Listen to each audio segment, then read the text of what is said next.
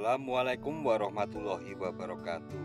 Sahabat Datar Media, Sunan Kalijaga yang disebut Raden Mas Syahid atau dalam beberapa literatur disebut Raden Mas Said adalah salah satu wali songo yang berpengaruh besar pada penyebaran serta perkembangan agama Islam di Indonesia.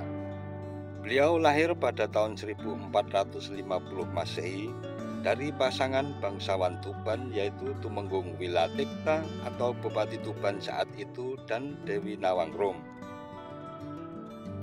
Dalam literatur dan babat Tuban dikatakan bahwa Sunan Kalijaga adalah keturunan ke-24 Nabi Muhammad SAW. Sunan Kalijaga diketahui lahir ketika masa kejayaan kerajaan Majapahit sedang berada di ujung tanduk dan kondisi rakyat hidup dalam kesengsaraan karena diwajibkan membayar upeti yang sangat tinggi. Raden Mas Syahid muda yang prihatin dengan kehidupan masyarakat kemudian berbicara pada ayahnya secara langsung. Sayangnya dia tidak mendapatkan jawaban yang memuaskan. Akhirnya Raden Mas Syahid kemudian memutuskan untuk menjadi seorang pencuri dan aksi pertamanya dia lakukan di gudang kadipaten sendiri. Berbagai bahan makanan diambil dari gudang dan dibagikan kepada rakyat yang membutuhkan secara diam-diam setiap malam. Rakyat sendiri tidak mengetahui dari mana asalnya bahan makanan tersebut. Namun kejadian ini terus terjadi selama beberapa waktu sehingga memberikan julukan maling celuring kepada pelakunya. Maling celuring sendiri berarti seorang pencuri yang mencuri bukan untuk dirinya sendiri, melainkan untuk dibagikan kepada orang-orang miskin yang membutuhkan. Tanpa dia sadari, penjaga kadipaten mulai mencurigai gerak-geriknya dan akhirnya berhasil menangkap basah Raden Mas Syahid ketika melancarkan aksinya. Mengetahui perbuatan anaknya, Wilatikta marah besar lalu mengusir Raden Syahid dari istana kadipaten sebagai hukumannya. Sebaliknya, Raden Syahid tidak merasa gentar dan masih tetap melaksanakan aksinya sebagai seorang maling. Bahkan bukan hanya mencuri namun juga merampok serta membegal semua orang kaya yang tinggal di wilayah Kadipaten Tuban. Hampir setiap hari ada kaum bangsawan yang protes kepada Tumenggung Wilatikta karena harta mereka hilang tanpa sisa. Akhirnya Tumenggung Wilatikta murka dan memerintahkan untuk menangkap anaknya sekali lagi. Setelah berhasil ditangkap, Raden Syahid diberi hukuman untuk keluar dari wilayah Kadipaten Tuban. Meski begitu, hukuman yang kedua ini tidak mengubah pendirian Raden Syahid sedikitpun. Raden Mas Syahid terus berjalan mengikuti arah langkah kakinya hingga dia sampai di hutan Jatiwangi, kawasan Lasem, Rembang, Jawa Tengah. Di hutan inilah dia bertemu dengan seorang lelaki tua yang memiliki tongkat emas yang ternyata adalah Sunan Bonang. Setelah bertemu dengan Sunan Bonang, Raden Mas Syahid akhirnya mengetahui bahwa kebenaran yang dia percaya bukanlah kebenaran yang hakiki dan menyadari bahwa yang dilakukannya adalah perbuatan keliru. Setelah melihat kedalaman ilmu agama dan kearifan Sunan Bonang, muncul keinginan dalam diri Raden Syahid untuk berguru padanya. Maka jadilah Sunan Bonang sebagai guru pertama Raden Syahid. Sebagai seorang murid, Raden Syahid sangat patuh pada gurunya. Bahkan pada saat Sunan Bonang memintanya untuk menunggu di tepi sungai, Raden Syahid tidak pernah beranjak sedikit pun dari tempatnya hingga Sunan Bonang datang kembali.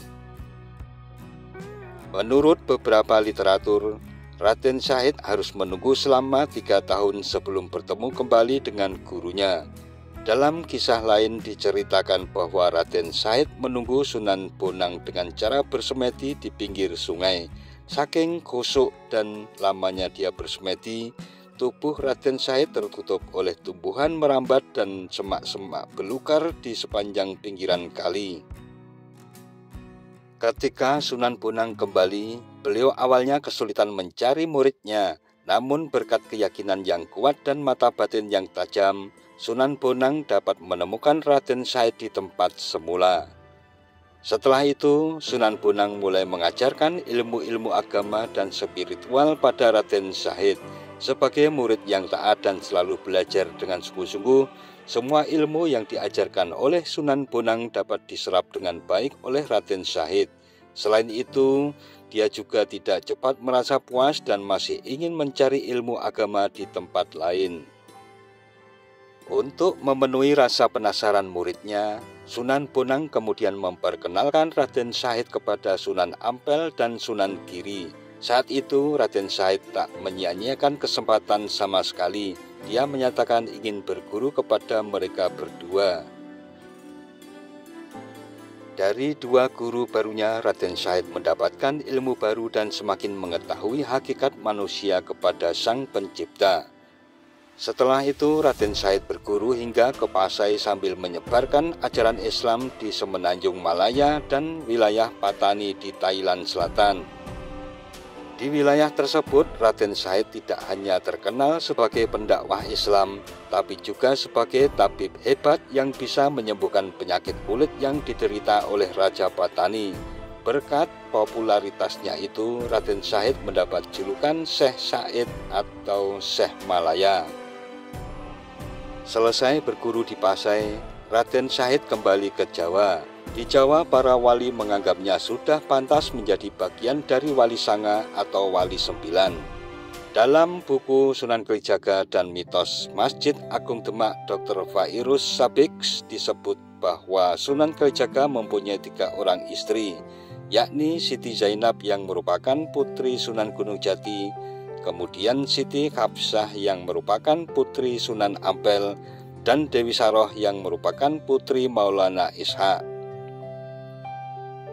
Dari perkawinannya dengan Siti Zainab, Sunan Kalijaga dikaruniai 5 orang putra, yaitu Nyai Ageng Panegak, Ratu Pembayun, yang kemudian diperistri Sultan Trenggono, kemudian Sunan Hadi, Raden Abdurrahman, dan Nyai Ngerang. Perkawinan Sunan Kalijaga dengan Dewi Saroh dikaruniai 3 orang putra, yaitu Raden Umar Said atau Sunan Muria, Dewi Sofia, dan Dewi Rukayah. Sementara dari perkawinan Sunan Kalijaga dengan Siti Hafsah tidak diketahui apakah memiliki keturunan atau tidak. Sunan Kalijaga sendiri memiliki umur yang panjang, yaitu 100 tahun lebih, dan mengalami 4 masa pemerintahan kerajaan yang berbeda. Pertama, masa kerajaan Majapahit hingga tahun 1478 Masehi. Saat itu Sunan Kalijaga masih muda dan lebih dikenal sebagai putra Bupati Tuban Tumenggung Wilatikta. Kedua, masa Kesultanan Islam Demak pada tahun 1481 hingga 1546 Masehi. Saat itu Sunan Kalijaga berperan besar dalam pembangunan Masjid Agung Demak.